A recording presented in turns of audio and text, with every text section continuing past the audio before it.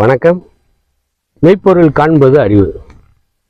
சும்மா இருக்கப்ப எப்பப்பெல்லாம் சும்மா இருக்கமோ அல்லது சிந்திப்பதற்கு தேவைப்படாத நேரமா இருக்கோ அல்லது கற்பனை செய்யாம இருக்க வேண்டிய தேவை இருக்கோ அப்பெல்லாம் என்ன செய்யணும்னா மூச்சில் கவனத்தை வைக்க வேண்டும். சும்மா மூச்சு உள்ள போறப்போ மூச்சு உள்ள போது வெளியே வரும். ஒவ்வொரு உள்மூச்சு வெளிமூச்சிலும் வயிறு அசையுது, விழா எலும்பு விரிவடைஞ்சு சுருங்குது, லேசா சோல்டர் ஏறி இறங்குது.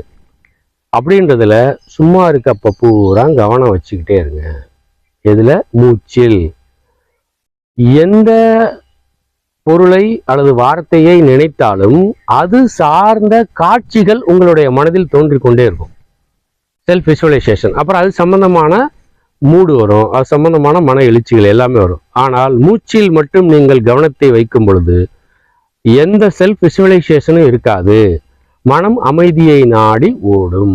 ஆதலினால் நேரம் கிடைக்கும் போதெல்லாம் மூச்சில் கவனம் வையுங்கள். உள்மூச்சின் ஆரம்பம், உள்மூச்சின் நடுப்பகுதி, உள்மூச்சின் கடைசி பகுதி. மூச்சு உள்ள போது விட்டீங்களா, உள்மூச்சின் ஆரம்பம், நடு, கடைசி. அப்புறம் ஒரு கேப் இருக்கலாம், இல்லாமலும் இருக்கலாம். அப்புறம் வெளிமூச்சு வருது. வெளிமூச்சின் ஆரம்பம், நடுப்பகுதி, வெளிப்பகுதி, கடைசி பகுதி அப்படின்னு நேரம் கிடைக்கிறப்பெல்லாம் மூச்சை நீங்க கவனிச்சுட்டே இருக்க உங்களுடைய மனமானது கடந்த காலத்திற்கோ எதிர்காலத்திற்கோ செல்லாமல் நிகழ்காலத்திலேயே நிலை நிற்கும். அவ்வாறு நிலை நிற்கும் பொழுது ஏற்படக்கூடிய அமைதியின் மூலம் புத்தி தெளிவு, சிந்தனை தெளிவு, எடுத்த காரியத்தை முடிக்கக்கூடிய திறன் அனைத்தும் ஏற்படும். ஸோ சும்மா இருக்கப்ப பூரா மூச்சை கவனியுங்கள். வணக்கம்.